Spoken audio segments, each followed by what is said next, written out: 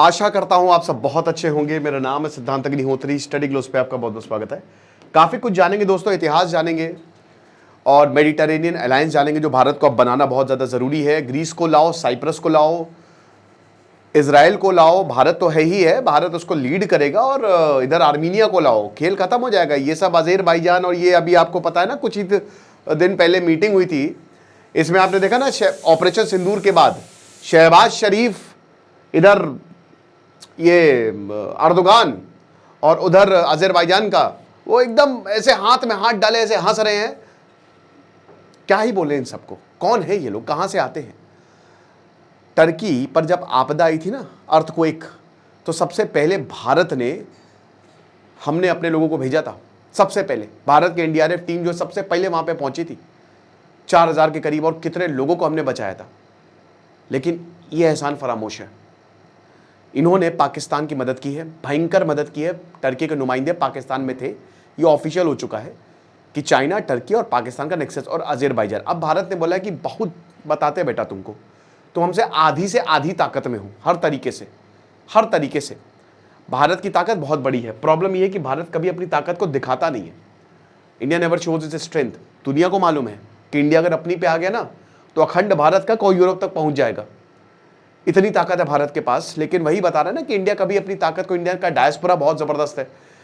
Africa को India indirectly control करता है, सारे बिजनेसेस इंडिया के पास है, बहुत ज़बरदस्त है, जीसीसी का सेंटर है। लेकिन भारत हमेशा वही कहता है कि हम रिविजनिस्ट देश नहीं है, हम तो भैया प्रेम के साथ है, अमन चैन हम चाहते हैं, हम पीस चाहते हैं। लेकिन अब आप पीस नहीं चाहते तो हम आपको रेस्ट इन पीस कर देंगे। तो अब भारत ने उसका सिलसिला शुरू कर दिया है। टर्की ने जो हमारे साथ किया है वो भारत भूलेगा नहीं। और भारत वही भय बिन होए ना प्रीत, अब बोला आओ बेटा आओ, आओ मैदान में आओ, तुम्हारी ऐसी की तैसी कर देंगे। तो अब टर्की के अगल बगल भारत कॉवर्ट ऑपरेशन चलाएगा, ग्रीस को मदद करेगा, साइप्रस को मदद करेगा, और टर्की वैसे ही एकदम कांप जाएगा। 4 फ्रंट वॉर टर्की को झेलना पड़ सकता है। बात करेंगे इसकी। अगर आप अपना यूट्यूब चैनल बढ़ाना चाहते हो तो आज के दिन हमने ये ऑफर निकाला है, सिर्फ आज के दिन ही है। यूट्यूब कूपन कोड यूज़ करिए। थंबनेल्स आपको कुछ ऐसा नहीं कि लैपटॉप चाहिए, बहुत ही हाई एंड प्रोडक्ट्स चाहिए, कुछ नहीं, मोबाइल से भी आप बहुत शानदार थंबनेल बना सकते हो। यूट्यूब SEO प्लस थंबनेल का कोर्स है, ये 1000 का कोर्स है, अभी 400 रुपये का मिल रहा है। So make the best out of it. Comment box और डिस्क्रिप्शन में लिंक दिया है। तो बैकग्राउंड पहले हम देख लेते हैं कि आखिरकार क्या, फिर मैं आपको एक एक इतिहास बता दूंगा कि टर्की के ग्रीस के साथ कैसे रिश्ते हैं, टर्की के साइप्रस के साथ क्या प्रॉब्लम है। पूरा नहीं बताऊंगा, देखिए ये वीडियो फिर अलग हो जाएगा। अगर आपको एक अलग से वीडियो चाहिए कि टर्की और ग्रीस के मैरीटाइम डिस्प्यूट क्या है, और या फिर टर्की और साइप्रस का क्या कॉन्फ्लिक्ट है, वो मैंने 2-3 बार बोला, मतलब बताया भी है, तो आप कमेंट बॉक्स में मुझे बताइए, उसका एक अलग से वीडियो बता दूंगा। इसमें मैं आपको ओवरव्यू दूंगा ताकि आपको अच्छा आइडिया हो जाए। तो सबसे पहले ऑपरेशन सिंदूर में टर्की के ड्रोन्स पाकिस्तान के पास थे। टर्की ने फुल ऑन सपोर्ट किया और पाकिस्तान को बोला जी ले अपनी जिंदगी। टर्की जो है, जब से अर्दोगान आया है, खैर 20 साल से अर्दोगान है, टर्की की पॉलिटिक्स में एक्टिव है। और अर्दोगान वही ऑटोमन एम्पायर को, क्योंकि अर्दोगान की पॉपुलैरिटी लगातार घटती जा रही है, तो अर्दोगान को पता है कि इस्लामिक वर्ल्ड का लीडर बनना है तो सपोर्ट करो, पूरी दुनिया भर में इस्लामिक कॉज को बढ़ाओ। हमास हो गया, चाहे जितने भी, तो पाकिस्तान में भी वो कश्मीर के इशू को उठाता है और ये पिछले 10 साल से ये कर रहा है। और भारत ने इस बात को समझ लिया है। तो भारत की डिप्लोमेसी ऐसी है कि हम टर्की के दुश्मनों को जो है वो सपोर्ट करते हैं। जो टर्की के जिनसे बॉर्डर डिस्प्यूट है, हम उनको ताकतवर बनाएंगे। लेकिन कभी भी डायरेक्ट इंगेजमेंट भारत का नहीं रहा। डायरेक्ट इंगेजमेंट मतलब ऐसा नहीं कि हमने हथियार बेचे या कुछ हुआ, लेकिन अब ऐसा कुछ हमको देखने को मिल रहा है। तो भारत ने इस पे आपत्ति जताई थी कि मतलब ऐसा सिला दिया तूने मेरे प्यार का। यहाँ पे भारत ने साफ साफ टर्की को ये बोला था कि तुम्हारा प्लेन क्या कर रहा है, तुम्हारे शिप क्या कर रहे। तब टर्की इतना डर गया था ऑपरेशन सिंदूर के तहत, उसने डिनाई कर दिया था कि हम नहीं पाकिस्तान को सपोर्ट कर रहे हैं। आप देखिए भारत की ताकत कितनी है। लेकिन इसके बाद ये मान गया और ये ऑफिशियल हो गया, ये सबने बता ही दिया है। अभी आपको पता है कि जो हमारे air chief marshal AP Singh, air chief marshal अगर ग्रीस गए हैं तो इसका बहुत बड़ा रीजन है दोस्तों, बहुत बड़ा। जाहिर सी बात है, कोई सीक्रेट डिफेंस पैक्ट साइन हुआ। और ये अनऑफिशियल, ये अभी हमने लेक्चर भी परसों दीपक सर ने बताया था कि भारत जो है, हम अपनी missile, long range surface to air missile जो है वो हम ग्रीस को देंगे और ग्रीस अपने बॉर्डर पर डिप्लॉय कर देगा। और इधर साइप्रस को भी हम देंगे। साइप्रस और टर्की का वैसे ही बहुत बड़ा इशू चल रहा है, अभी हम उसकी भी बात करेंगे। तो ये आप देख सकते हैं, ये टर्की है, इसके बाद ब्लैक सी, ये पूरा मेडिटेरेनियन रीजन है। और वही हम बता रहे हैं मेडिटेरेनियन रीजन, ये इधर पूरा साइप्रस है जो कि बेसिकली कंट्रोल कौन करता है, ग्रीस के कंट्रोल में है। और मेडिटेरेनियन जो है, मतलब ये साइप्रस नहीं, सॉरी, ठीक है, तो ये वाला, तो यहाँ पे जो ये जितने भी आइलैंड्स है ना, ये ग्रीस के कंट्रोल। अच्छा देखिए, अब टर्की के छोटे छोटे जितने भी आइलैंड है, ये टर्की के कंट्रोल में नहीं है, ये ग्रीस के कंट्रोल में है। और इधर जो एगॉन सी है उसमें और दिमाग खराब हुआ है। एगॉन सी बेसिकली क्या है ना कि इसको लेकर, ये जो एगॉन सी है इसको लेकर बहुत बड़ा विवाद है। सबसे बड़ा विवाद ग्रीस और टर्की में, वैसे तो ऐतिहासिक है, पिछले जब से 2000 सालों से विवाद चल रही है ग्रीस और टर्की के बीच में, क्योंकि ऑटोमन एम्पायर जो है ना, जो 14th सेंचुरी में ऑटोमन एम्पायर आया, अब उसने भाई सब कुछ अपने कब्जे में लिया। अब ये ससुर सोचता है अर्दोगान कि ये उसी समय वापस चलो, जो ऑटोमन एम्पायर की लेगेसी थी हम वही दोबारा से उसको रिक्रिएट करेंगे।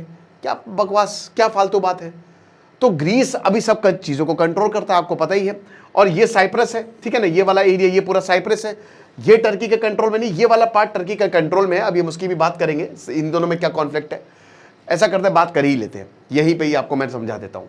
बात ये है कि पहले हम टर्की और साइप्रस की बात करते हैं, इन दोनों के बीच में क्या कॉन्फ्लिक्ट है और भारत इन दोनों देशों को क्यों सपोर्ट कर रहा है।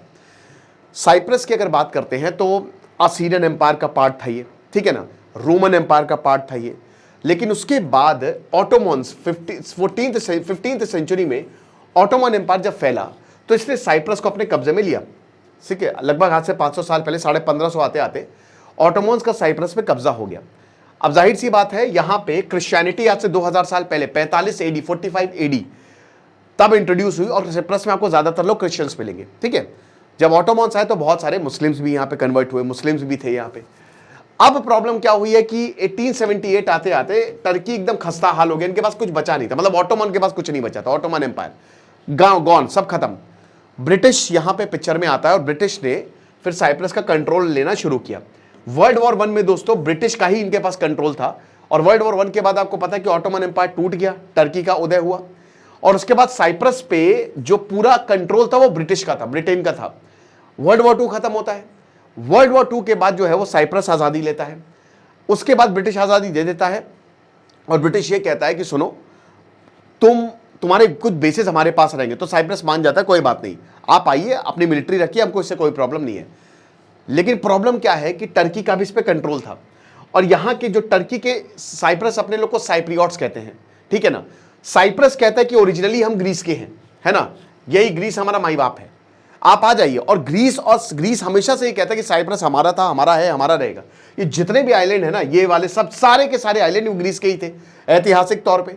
तो ग्रीस काफी स्ट्रगल हुई वर्ल्ड वॉर 2 के बाद भी, साइप्रस को ग्रीस में मिलाने के लिए बहुत ज्यादा स्ट्रगल हुई। इनफैक्ट यहां पे दोस्तों जो मेजॉरिटी है, जो क्रिश्चियंस है, वो अपने आप को कहते हैं ग्रीक साइप्रियोट्स है, और ये ऊपर वाले टर्की वाले कहते हैं टर्किश साइप्रियोट्स है, ठीक है।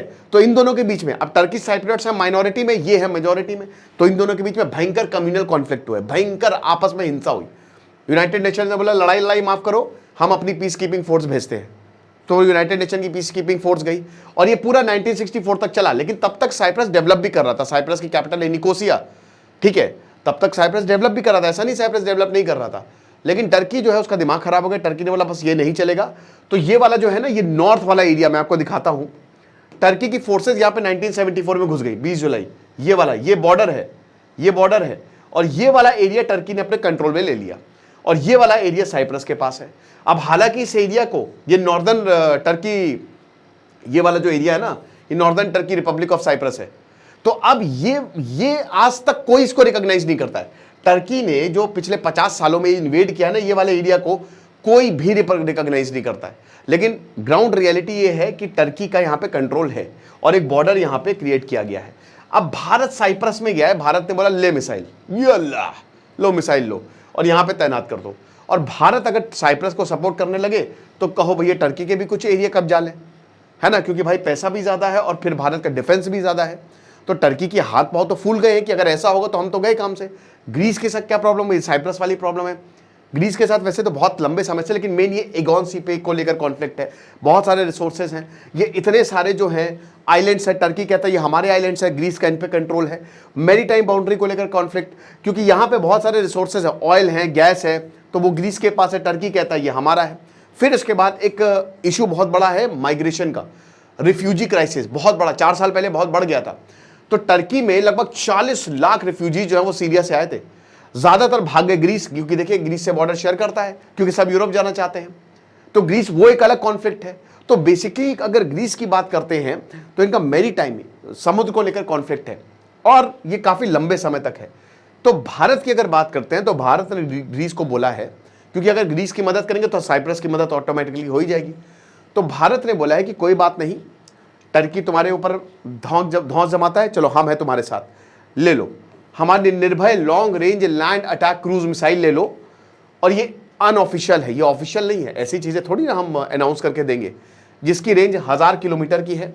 मीडिया स्पेकुलेशन ये तक बता रही है कि तुमको हम ग्रीस से, अरे आओ यार तुम यूरोपियन हो यार, बहुत खूबसूरत हो ग्रीस, बहुत सुंदर है, बहुत सुंदर, ठीक है ना, दिस इज स्पार्टा, है ना, 300 कहा वो पूरा, ये सब ग्रीस में ही तो हुआ था।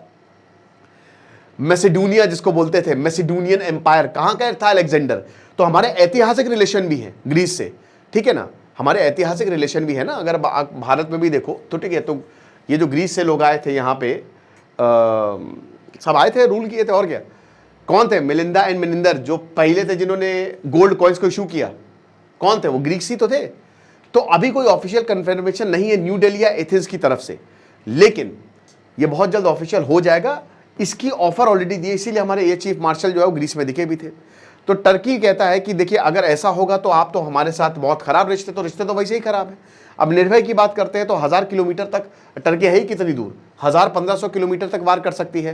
देखिए अमेरिका की वजह से ना, नेटो के मेंबर हैं दोनों ही, लेकिन अमेरिका की वजह से ग्रीस की जो बहुत ताकतवर हुआ करता था ना, मैसेडोनियन एम्पायर बहुत ताकतवर हुआ करता था, लेकिन उसके बाद ना यूरोप ने हथियार बनाए नहीं था, उन्होंने इकोनॉमिक प्रोग्रेस पे फोकस किया कि चलो अमेरिका को सिक्योरिटी दे ही रहा है, लेकिन अब उनको पता चल रहा है कि सिक्योरिटी कोई काम की नहीं है।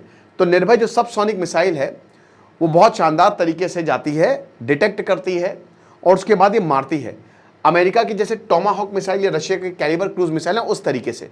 तो इसीलिए टर्की काफ़ी ज़्यादा चिंतित है, ठीक है ना, क्योंकि ये मिसाइल बहुत ही लो एल्टीट्यूड पे चलती है, तो अगर ये छोड़ देंगे तो डिटेक्ट करना बड़ा मुश्किल हो जाएगा, रेडार इसको डिटेक्ट नहीं कर सकता। और इसका सक्सेसफुल टेस्ट हमने किया, और भारत के प्रोडक्ट की धाक है पूरी दुनिया में कि भारत कुछ बना रहा है तो अच्छा ही बना रहा होगा। ओके, तो यही चीज़ है। अच्छा, हमारा टर्की के साथ जैसे हमने तरंग शक्ति फेज 2 ये अभी हमने पिछले साल 2024 में किया, ग्रीस ने भारत की जो फ्लैगशिप ड्रिल इसको ज्वाइन किया, टर्की को आग लग गई। फिर उसके बाद INIOCHOS, ठीक है, 25 जो मल्टीनेशनल एयर एक्सरसाइज है उसको ज्वाइन किया। फिर उसके बाद दोनों ने ही राफेल फाइटर जेट्स दोनों के पास है और दोनों इस तरीके की ड्रिल्स करते हैं। डिफेंस मेमोरेंडम अंडरस्टैंडिंग हमने 2023 में, अप्रैल 2023 में साइन किया था कि हम इंस्टीट्यूशनल मिलिट्री कॉर्पोरेशन करेंगे। AP सिंह अभी ग्रीस गए, साफ साफ ये था कि एयरफोर्स जो है वो आपके साथ कोलैबोरेट करने वाली है, तो कोई प्रॉब्लम नहीं है।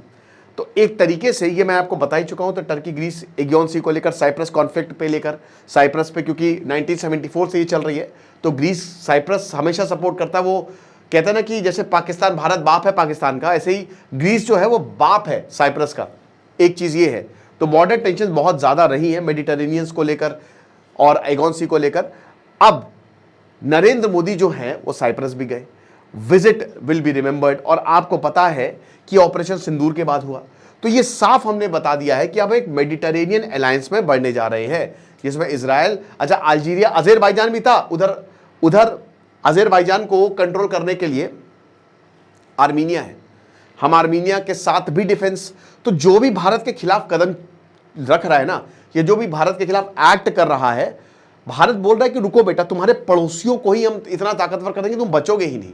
क्योंकि कभी भारत ऐसा नहीं करता, आप हम पे हाथ नहीं डालेंगे तो हम भी आप पे हाथ नहीं डालेंगे, लेकिन आप एक इतने खतरनाक, कहते हैं ना कि वो आप मतलब हमारी मजबूरी का फ़ायदा उठा रहे हो, मतलब हमारी अच्छाई का, शराफत का फ़ायदा उठा रहे हो। और हम कोई ऐसे वैसे तो है नहीं कि आप मार के चले, हम बहुत ताकतवर हैं। इतने ताकतवर इंसान से, इतने ताकतवर देश से आप निपट रहे हो और आपको लगता है आप ऐसे निकल जाओगे, ये तो पागलों वाली बात हो गई। तो टर्की को पहले ही सोचना चाहिए था कि इंडिया को ऐसा करना ही नहीं चाहिए। तो वही है। अब देखिए ग्रीस, सिप्रस तो दे आर इन, अब बात है इजराइल और आर्मीनिया की। आर्मीनिया भी अगर इजराइल मान जाता है तो चीज़ें बहुत शानदार हो जाएंगी, बहुत ही ज़बरदस्त। मतलब फिर तो आप ये मान के चलिए कि हमारे बेसेस होंगे, हम बेस बना सकते हैं साइप्रस या फिर ग्रीस में, और उसके बाद फिर हम सीधा टर्की के ऊपर प्रेशर डाल सकते हैं। ओके, और साइप्रस हमारे साथ खड़ा हुआ है हमेशा, भारत ने साइप्रस को सपोर्ट किया है आज से नहीं, बहुत पहले से।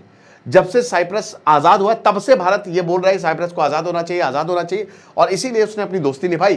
पहलगांव हमले को सबसे पहले इसी ने कंडेम किया, और जो भी यूनाइटेड नेशन बैक्ड रेजोल्यूशन, तो उसने साइप्रस ने बोला कि नहीं मतलब हमने साइप्रस को सपोर्ट किया, उन्होंने हमको। और IMEC भी ग्रीस से जा रहा है, IMEC साइप्रस और ग्रीस से जा रहा है।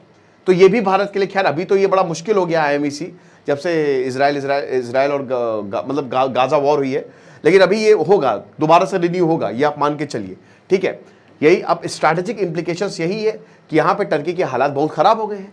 टर्की पाकिस्तान के साथ दिख रहा है, लगातार वो पाकिस्तान के साथ कोऑर्डिनेट कर रहा है, तो फिर हमने भी बोला कि हम भी ऐसे ही करेंगे, ड्रिल्स जो है वो करेंगे, आप करिए।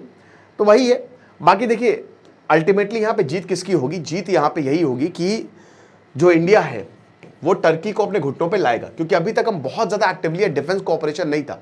अब जो ये डिफेंस कोऑपरेशन हम पूरी दुनिया को दिखा रहे हैं ना, ये पूरी, क्योंकि जापान, आप जापान का एग्जांपल लीजिए, जिस दिन जापान अपनी पे आया उस दिन पूरी दुनिया जापान के सामने झुक जाएगी। ऐसे ही भारत है, जिस दिन भारत अपनी पे आया उस दिन पूरी दुनिया भारत के सामने झुक जाएगी। तो यही है। बाकी आप हमारे यूट्यूब एंड थंबनेल कोर्स को अवेल करिए, आपको बहुत ज़्यादा फायदा होगा। खुश रहिए, पढ़ते रहिए। जैसे सिद्धांत अग्निहोत्री, साइनिंग ऑफ।